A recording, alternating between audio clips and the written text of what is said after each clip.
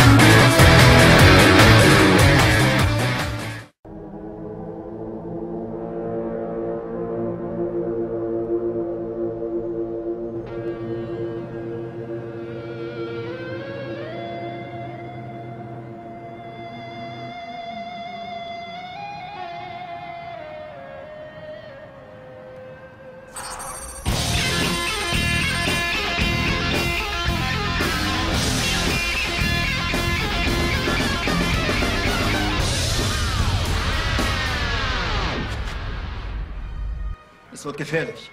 Raus hier. Baby, come get me.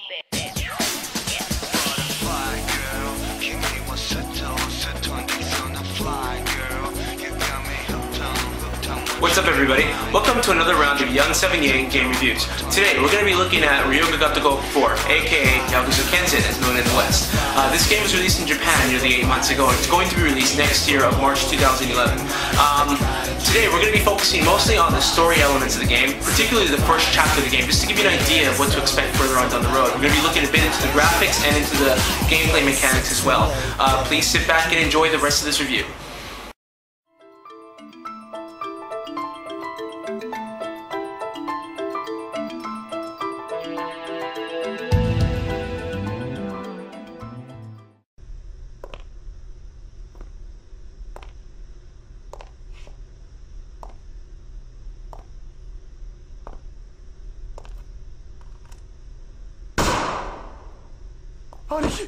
Hey everybody, welcome to the story portion of this review. In this section we're going to be focusing on the first chapter of the game, just to give you an idea of where the game takes off. And one of the things I want to tell you right away is that this is completely different from the other Yakuza games, in that you start off with 3 new characters, opposed to just using your character Kiryu. So in the beginning of the game you start off with a character called Akiyama, which is kind of a lazy / carefree guy who runs a company called Sky Finance. And he's hounded by his secretary in the very beginning to please go and start collecting money. Now this company essentially loans money to people who can't get loans from anywhere else. And this is where the story takes off. He ends up going to a guy named Takeshi's house. Now Takeshi, he's looking for Takeshi's father, who is the mob boss of that particular region of Kodomucho. Now Takeshi tells Akiyama that his father is not there, and at the same time Takeshi's getting on the case of one of his subordinates. You know, he's pretty much calling his subordinate, you fucking idiot this, you fucking idiot that, because of a prior issue having to do with somebody at a bar, another gang, another group.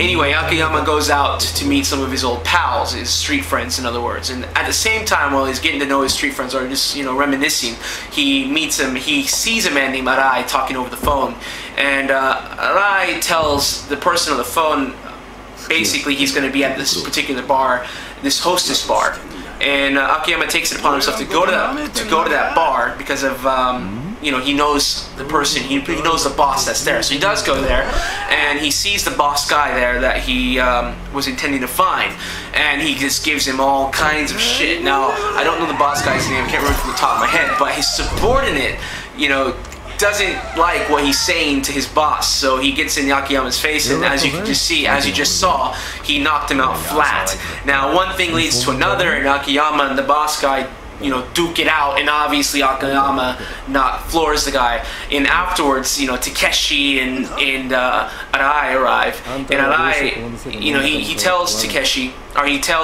to calm down. He tells Akiyama what's going on here, and Akiyama says to him, oh, this is my own business. Anyway, one thing leads to another. The guy gets back up, the boss guy gets back up, and he points a gun at Arai, and Alai's like, hey, calm down, calm down, calm down. And he says, if you're going to shoot me, I'm going to shoot you back. So he walks up to the guy to grab the gun, you know, just to calm things down. Anyway, the guy shoots him, and, you know, duh. And Takeshi runs up, and he's like, are you okay, man? Of course he's not, you fucking idiot. one thing leads to another. Arai follows the guy who just shot him, and then he shoots the guy back in the head. And, you know, it's really complicated. It gets much more complicated from here. But basically, a third character is introduced into the game, or your second new character is introduced to the game. This guy's called Tonomoru, and he's kind of a detective slash cop, and he basically walks up to the dead guy, you know, past Akiyama, as Arai moves away. You know, how did he get there so quickly? No one knows. And he just starts looking at the dead body, and he's like, man's been shot in the head. No chance of survival, of course not. And that's essentially where your story kicks off. If you want to know more, you're gonna have to play the game.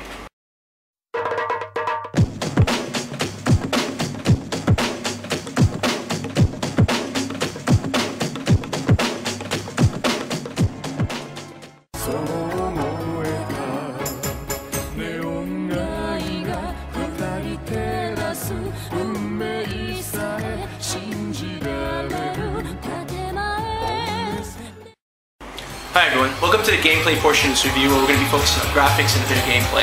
Now, graphically speaking, a lot of this game is the same as Yakuza 3 and Kensen, so not much has been improved upon in terms of the graphics, but the overall look of the game is phenomenal, so you're not really going to care anyway. Some of the differences I can say is there's less popping, there's the uses of weather effects are amazing in this game, particularly the rain, and you'll find that reflections are used a lot more than compared to Part 3. You know, in terms of Konocho, it's a lot bigger than before.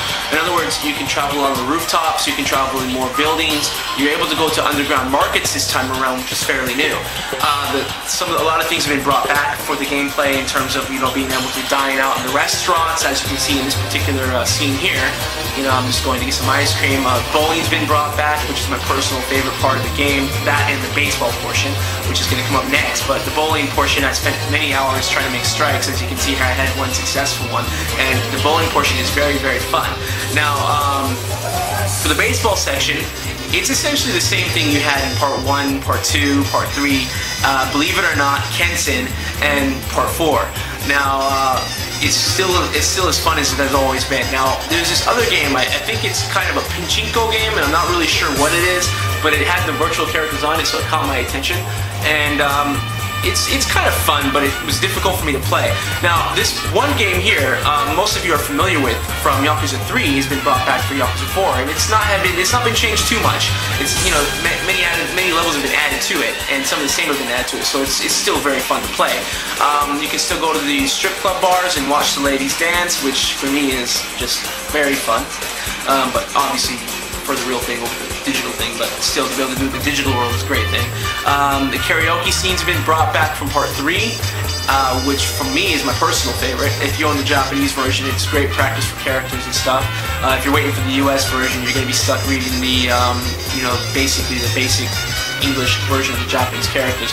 Now, this particular scene right here, this particular game, you're trying to entice this girl to like you more. I can't really explain how the game worked, but it was pretty fun when I got to that portion of the game. Now, this particular girl, she is very popular in Japan also, but I don't remember her name.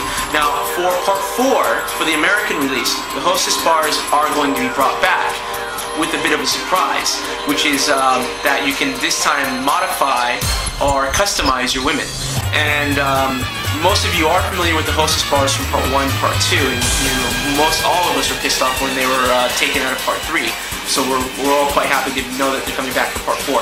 Now, my personal favorite portion of this game is obviously the action portion, which I said in my last review for Kensen. It's a mix between GT, it's a mix between Streets of Rage 2, I would say, and Shenmue. You know, you can put all these elements together and you get one fucking great game in terms of fighting. You know, the heat moves, all that stuff's been brought back. Now, I didn't get far enough in the game to get a lot of the heat moves for you, so I'm showing you more or less many of the basics. One of my personal favorite things when I was playing the game was I realized, hey, you can throw people off the roofs. And so, you know, I tried it and I did it and I was like, yeah, fuck yeah. Okay, another great thing about this particular game that a lot of you don't know about, or a lot of you do know about from the original game, is the chase scenes. Now, the chase scenes have been brought back for this, and they're just as fun as the original. Now, that pretty much sums up everything I can say about this game in terms of gameplay and in terms of graphics. So, hope you guys enjoyed. Stay tuned for the next portion of the review.